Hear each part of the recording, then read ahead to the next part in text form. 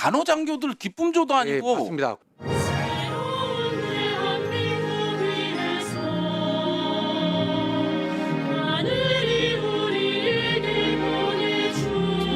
의원님, 저는 이 노래가 이렇게 좋아요. 옆에 박지원 의원님 계십니다.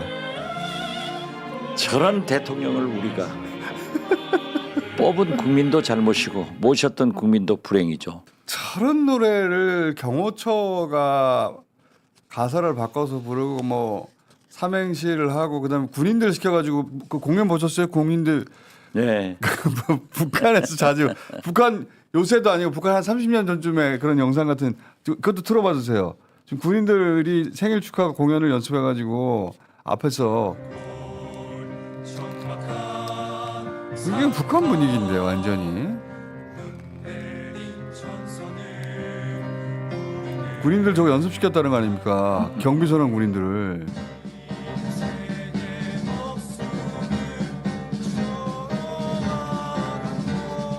아, 진짜. 생일 축하 공연. 북한의 기쁨죠. 그러게요. 그리고 마지막에 대통령 내에게 충성을 다하겠다고. 공연이 끝나자 장병들은 윤 대통령 부부를 향해 SBS 큰 소리로 단독인데. 격려합니다.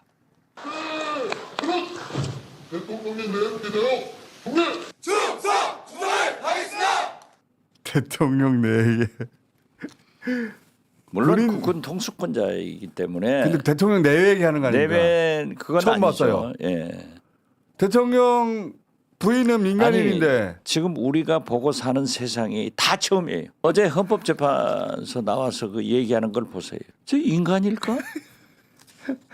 진짜 다 부인하잖아요. 부인들 감옥 부하들은 이제 평생 감옥에서 못 나오는데 다 그런데 부인하잖아요. 진짜 교묘하게 부하들한테 책임 넘겨버리잖아요. 그렇죠. 경호처는 이벤트 회사가 아니죠. 예, 그렇습니다. 근데 이벤트 회사 같이 움직이면 이벤트 회사로 볼 수도 있는 거 아니겠습니까? 제가 한 가지만 여쭤볼게요. 답변 안 하실 것 같은데 그때 23년도 이제 60주년 행사 크게 하죠. 물론 하는데 경호처가 뭐 노래를 부르고 할 수 있어요. 그거는 당연히 할 수 있는 거라고 저는 생각해요.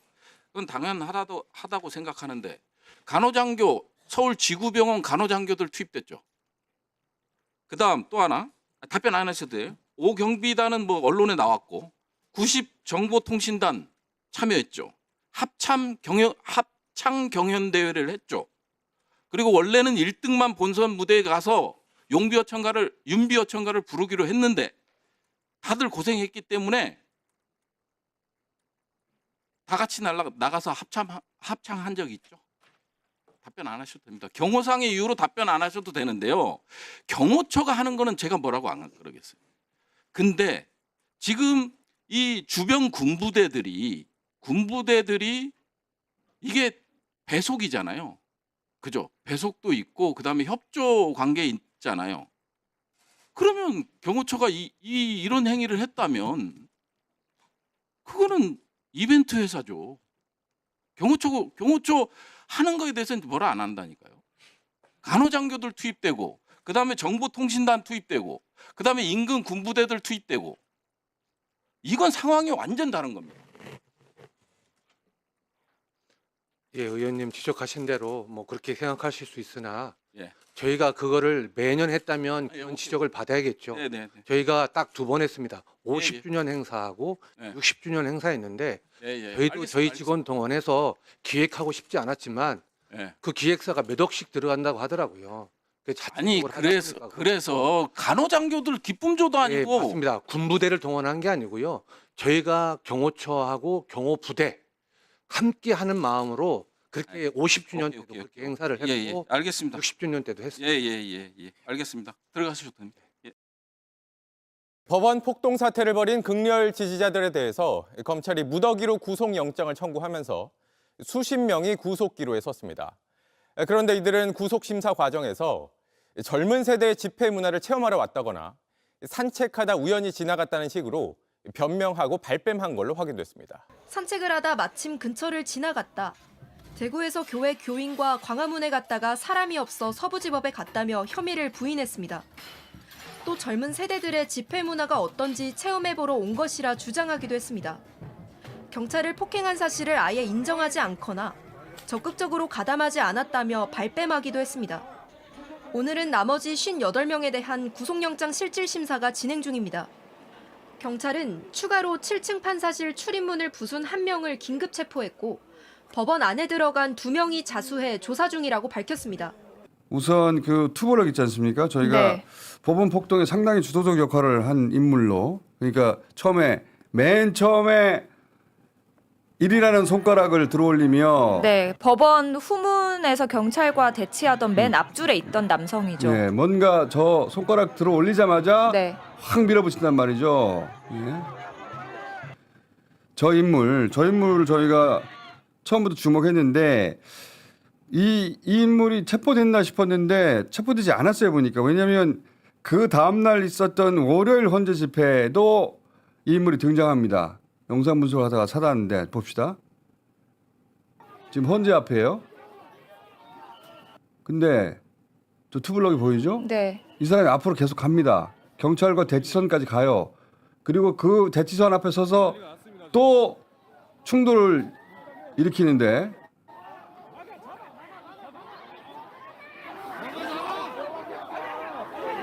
저 인물이 최전선에 쓰면 저런 일이 벌어져요. 네. 그 충돌을 유발합니다. 자, 그 뒤에 이어지는 장면도 보여주세요. 경찰을 끌어내요, 저렇게. 그래서 반대로 경찰이 이제 끌어내려고 하는데 체포하려고.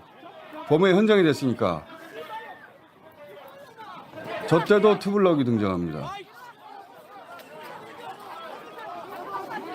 저 인물이 등장하면 현장이 격화돼요. 이 인물은 경찰에 수배해야 할 것 같고, 그리고 또 추가로 주목할 인물을 저희가 찾았는데, 이 인물 역시 투블럭 못지않게 이 폭동을 유발하는 역할을 하는 것으로 보이거든요. 영상 먼저 한번 봅시다.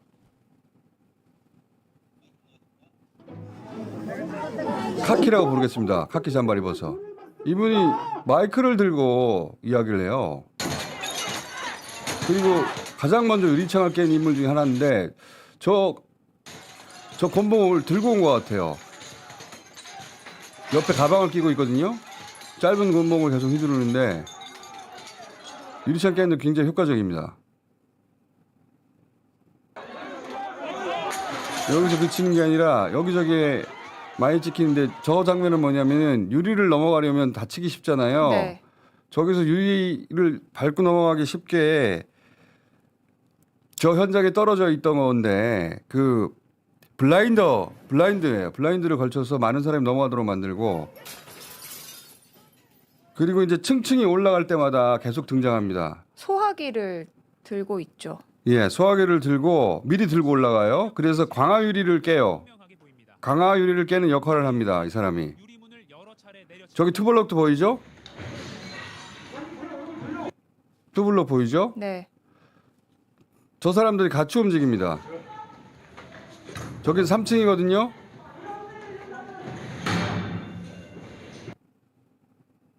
계속 올라가요.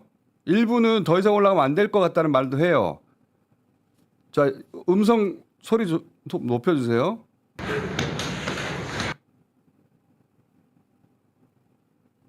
(5층까지) 올라갔는데 너무 올라가면 안 될 것 같아. 일반 유튜버들은 올라가면 안 될 것 같다고 말하는데 그 아랑곳하지 않고 소수가 7층까지 올라갑니다.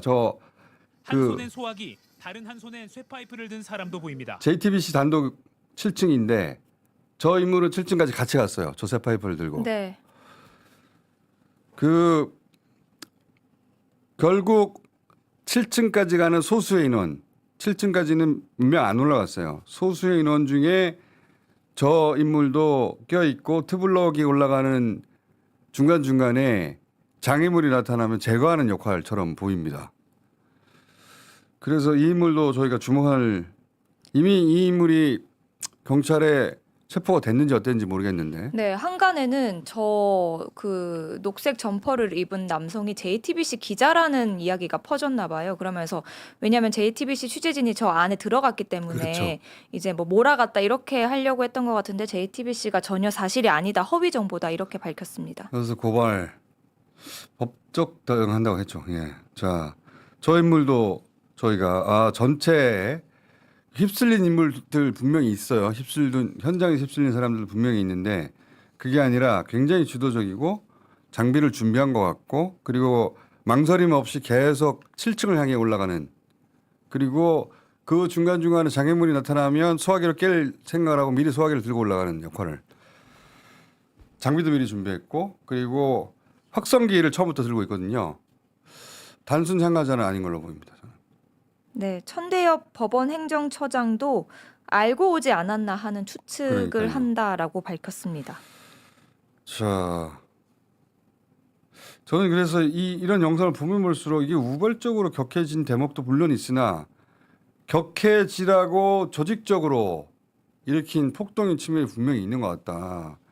그런 생각이 들어요. 그렇다면 배우가 중요해지잖아요.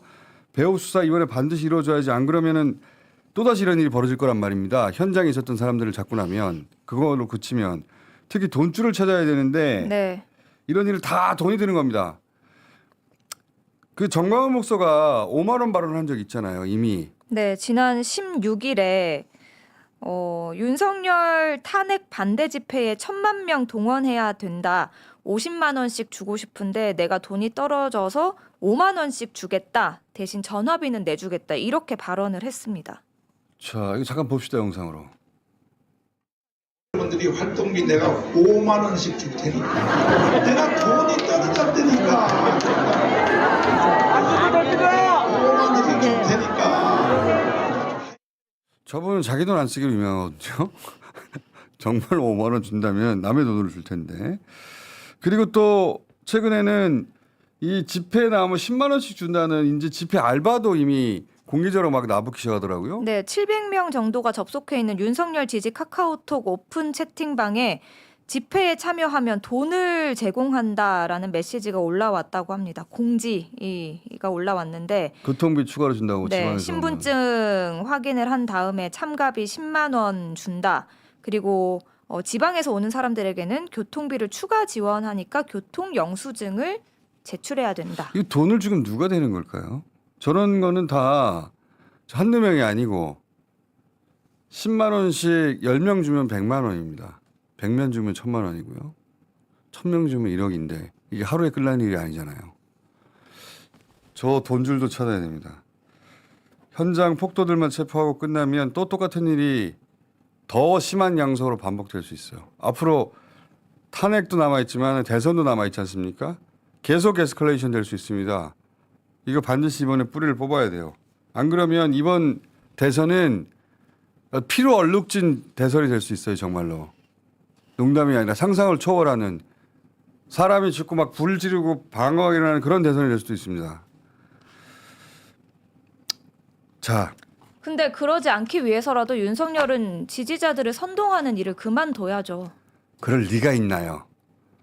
자기가 탄핵되더라도 앞으로도 계속할 거예요. 그러면 적어도 국힘은 동조하지 말아야죠. 그럴 리가 있나요? 그 사람들을 끌고 투표장으로 가려고 하는 사람들이 지금 그 폭도들을 이끌고 우리가 본 적 없는 일들을 지금 2달째 보고 있는데 앞으로는 더 심하면 심했지 더 부드러워지지 않습니다. 결코. 생각해 보세요.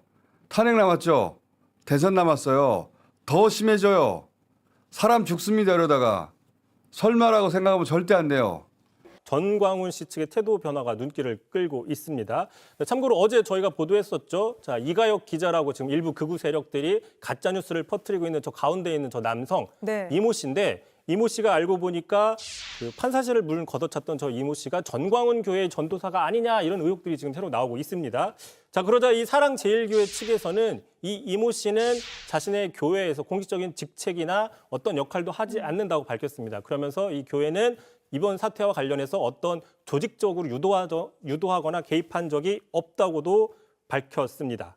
문제가 커지니까 이제 와서 선긋기 하려는 모습이네요. 그렇습니다. 하지만 정광훈 씨는 그동안 선동 발언을 많이 했죠. 그쵸. 그래놓고 이제 와서 문제가 없다, 내 탓이 아니다라고 얘기하는 것은 좀 책임이 없다, 무책임하다라고 이야기를 하고 있는데 선동 발언 한번 들어보시죠.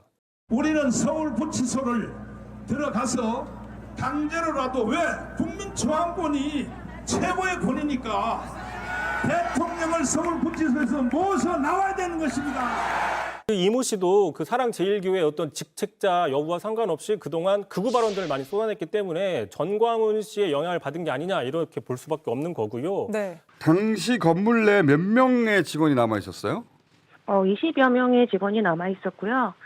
원래는 보안관리대 직원들은 좀 밖에서 지키고 있다가 예. 우선은 너무 상황이 위급해져서 내부 청사를 보호하려고 우선 안으로 이제 다 들어온 상태였어요. 그 보안 그래서, 담당하는 분 몇 분들로는 절대 감당이 안 되죠. 예. 안 되죠. 그래서 막고 있다가 이제 폭도들이 들어오려고 유리를 계속 이제 그 앞에서 보이잖아요. 유리기 때문에. 예. 근데 정말로 수십 번을 들어오지 말라고 나가라고 급박하게 계속해서 외치고 경고를 줬는데도 불구하고 그냥 무자비하게 그 깨부시는 걸 보고 이제 바로 대피를 한 거죠. 어디로 다 피신을 한 겁니까, 이분들? 처음에 이제 대피를 하는 장소를 미리 정해놓지 않았기 때문에 그런 그렇겠죠. 상황은 전혀 예상하지 못해서 예. 바로 이제 판단한 게 이제 철문이 있는 옥상으로 가자. 아, 보통은 다 유리로 많이 이제 법원이 그렇죠, 돼 있어가지고 그리고 기본 문들은 좀 약하기 때문에 그래서 철로 돼 있는 문을 가자 해서 급박하게 이제 옥상으로 다 대피하셨습니다. 바른 판단이었네요. 네, 그렇죠. 정말 동료를 잃을 뻔한 상태였고 계속 그 폭도들이 극우 시위대가 올라올 때 경고를 계속 하셨어요. 보안관리대 직원들이 나가라고 올라오지 말라고. 그런데 그 눈빛을 보면 마음대로 하라고 때리라고 막 이제 들이밀면서 들어오셨고 이런데 유혈 사태가 나거나 누가 이제 다치면 큰일 나겠다라는 판단하에 이제 다 옥상으로 대피하신 걸로 알고 그때 있습니다. 현장에 있다가 그들에게 잡혔으면 크게 다치거나 했을 거예요. 틀림없이. 정말 동료를 잃을 뻔했더니 경찰도 엄청 많이 다쳤잖아요. 경찰들도 경찰복을 입고 있는데 네. 중상자가 7명인가 나왔는데 자 혹시 뭐 당직실에서 주무시고 있다고 뭐 피신을 못했다던가 그런 분은 없었어요? 그분은 이제 한 분이 당직실에서 계시다가 복귀하고 있었구나. 계셨는데 예. 근데 다행히 그쪽 안에 부상 당하신 경찰분이 같이 계셨어요. 그분 부상당한 부상을 경찰분이 당해서 피신이 왔구나. 먼저 들어오셨던 거예요. 그 보안관리대들 같이 안으로 들어올 때. 그래서 그분이 다행히 거기 당직실에 같이 계셔가지고 문을 잠그고 있다가 이제 나중에 경찰이 들어오셔서 다시 다 구해내셨죠. 아니 그 당시 폭도들이 닥치는 대로 문을 박차고 막 두드리고 했는데 그렇죠. 그 문을 안 네. 두드렸답니까? 그 문을 계속 두드렸는데 이제 서로 막 하다가 문이 약간 고장나는 상태가 된 거예요. 안에서도 안 열리고 밖에서도 안 열리고. 네. 안에서도 맞고 네. 밖에서 들어오려고 들어오고. 하다가 문고리 자체가 부서졌구나. 문고리 자체가 서로 고장나서 잘 안 열리는 상태가 되고 그 상황에서 그냥 다시 그런 또 시위대들은 딴 데로 거기는 가고. 이제 그만하고 딴 데로 가고 다행이었네. 그 안에서 진짜. 이제 엄청 고통스러우셨겠죠. 그러니까 부상당한 피를 흘리는 경찰이 당직실로 뛰어들어와서 네. 두 사람이 그걸 막은 셈이네요. 말하자면. 그렇죠. 네, 그러면서 다 갇히게 된 거네. 네, 그렇죠. 진짜 공포스러웠겠다. 진짜 상상만 네, 해도. 정말 거기는 또 공간이 너무 좁아가지고 그러면 옥상으로 가신 분들은 철문 뒤로 피한 건데 철문이 거기밖에 없다 해서 그러면 철문 뒤에서도 또 바리케이트를 치고 문을 막고 있었겠네요? 네, 그렇죠. 철문에 이제 다 들어가셔서 이제 다들 너무 이제 긴장하시고 근데 거기 보안관리들이 같이 있어서 뭐 불도 켜지 말아라, 후레쉬 켜지 말아라 이런 지시 다 하시고 그리고 이제 우선 문을 막자. 그래서 거기 이제 옥상에 있었던 의자나 막 이런 기구들로 문을 다 막고 경찰한테 이제 빨리 들어와달라라고 이제 계속 이제 전화를 하고 그런 다음에 한 10여 분 후에 이제 경찰이 오셔가지고 다 같이 나오실 수 있었죠. 그 당하신 분들 정말 초현실적이었겠습니다. 네, 그렇죠. 한 가지 제가 궁금한 거 뭐냐면 어제 국회에 나와서 법원 행정처장도 그런 말을 했고 저희도 영상을 보면서 그런 생각을 했는데 그 법원 행정처장이 뭐라고 했냐면 7층에 판사실 그중에서 영장 담당 판사실을 가서 그 방을 훼손했더라. 네. 제가 궁금한 건 그 영장 판사라고 써 있어요 거기에? 써 있지 않죠. 안 써 있죠. 네. 그거 진짜 이상한 일인데, 그죠? 네, 그렇죠. 저희는 제가 판사를 저희가 영장 판사 이렇게 하지 않고 보통 저희는 이제 법원은 1단독, 2단독, 1합의부, 2합의부 이렇게 이제 보통 돼 있고 그렇게도 표시가 돼 있고요. 네. 근데 일반인들이 그리고- 보고 지금 영장 판사들 방만 부서졌다고 하니까 그렇죠. 일반인들이 보고 이 방은 영장 판사의 반이다 알 수가 없죠 절대. 알 수가 없죠. 이거는 진짜 이상하다. 네. 내부에서 이상하다고 생각 안 합니까 혹시? 그래서 그 하필 또 이제 7층, 8층, 9층이 이제 다 판사실이고 예. 그리고 바로 이제 7층으로 갔다는 자체가 예. 내부 구조를 좀 안다라는 그렇죠. 거지. 이분들은 아니, 밖에서, 예. 7층까지 간 분들은 다른 층에서 헤매지 않아요. 7층으로 바로 갔지. 예, 바로 이제 판사 거기 수색대로 이제 그런 거, 그렇죠. 수색하는 것처럼 예, 바로 올라갔죠. 그리고 나서 지금 뭐 입간판이나 어디 벽에 써 있지 않은 영장 판사실 방만 부쉈다는 거잖아요 지금. 예, 거기만 이제 막 했던 흔적이 있는 거예요. 그거는 진짜 이상한데. 근데 너무 이상하고 그리고 정말 이런 거는 이게 정말 더 문제인 게 앞으로 또 재판이 계속 있을 거 아니에요. 그렇죠. 형사 재판 계속 있고 그러면 여기서 정말 이게 제대로 해결되지 않으면 앞으로 계속되는 재판에서 이런 위험은 또 계속 있는 것이고 그러니까요. 거기 직원들도 그렇고 판사들도 그렇고 이게 어떻게 불안해서 재판을 불안해서 살 하겠습니까? 수가 없죠. 사법부의 기능이 이제 완전히 무너지는 그래서 정말 이 지금 이 극우 시위대 이 폭동에 대해서 엄청난 정말 제대로 된 처벌이 정말 필요합니다. 저도 그렇게 생각하고 많은 분들이 그렇게 생각하는데 이제 확인해 보고 싶었던 것은 이제 법원 행정처장이 말했듯이 이건 기획을 한 것 같다, 미리 준비한 것 같다는 말씀하셨는데 그 중에서 이제 가장 궁금했던 게 영장 판사들 방만 훼손했다고 하니까 그게 어떤 표식에 의해서 일반인들이 처음 그 건물에 간 일반인들이 알 수 있느냐 그게 궁금했는데 알 수 없다는 거죠. 네, 알 수 없죠. 그리고 들어가자마자 CCTV 관제실을 파괴했단 말이죠. CCTV 관제실 그런데- 파괴됐죠. 그렇죠. 그런데 그거는 이제 지하에도 있고 이제 예. 당직실에도 있는데 예. 그 당직실은 이제 딱 들어오자마자 그게 딱 보이기는 해요. 보이긴 한다. 유리로 네, 그게 바로 이제 다 보이게 돼 있기 때문에 근데 이제 당직실로 들어왔고 그걸 보자마자 그거 저- 먼저 깼다라는 게 제일 먼저 그거부터 깨거든요. 제일 먼저. 네. 그거 알고 목적 그러니까 저 일을 들어가자마자 했던 사람들은 임무가 저거였나? 그러니까 저도 그 영상들을 이제 유튜브를 여러 가지를 돌려보면서 예. 심지어 그 뒤에 신청과 뒤에 창문으로 네, 종이에 불을 붙여서 던지는 사람이 있거든요. 맞아요. 네. 그런 거 진짜 정말 그렇게 있고 앞뒤로 이제 들어오잖아요. 앞뒤에서는 네. 뒤에 창문을 깨고 종이에 불을 붙인 걸 던지고 앞에서는 유리를 깨고 들어오고 이게 뭔가 굉장히 계획돼 있고 누구는 몇 층으로 가고 역할 어디를 분담이 돼 깨부시고. 있다는 생각이 들어요. 저도. 그리고 모든 소화기를 이제 다 예. 어디에 정말 곳곳에 있는 소화기를 다 들고 이제 다 난리를 치고 그걸로 깨부시고 하는 것들을 봤을 때 전혀 또 망설임이 없었거든요. 맞아요. 전혀 들어가자마자 망설임이 없고, CCTV 렉부터 뜯어가지고 그걸 파괴하고 물을 붓고 물을 붓고 예. 바로 그러고 판사 어딨냐고 수색을 하고 다니고 판사실 7층을 바로 올라가고. 네. 그리고 정말 그게 왜냐면 5층, 6층이 이제 4층, 5층, 6층은 별로 건드리지 않았단 말이죠. 예. 거기는 그런 건드릴 게 것- 없다는 걸 알고 판사실로 지키겠어요.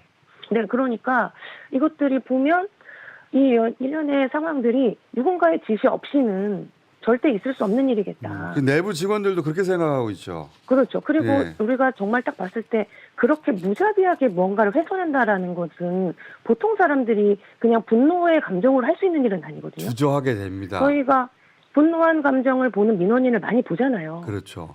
그런 사람을 봤을 때 길에서 분노한 사람도 보고 이런 일을 봤을 때 그런 식의 행동은 하지 않아요. 아니 분노한 사람들이라고 해서 네. 저런 장소에 들어가자마자 서버실에서 CCTV부터 박살낸다는 생각을 머릿속에 떠오르지 않아요.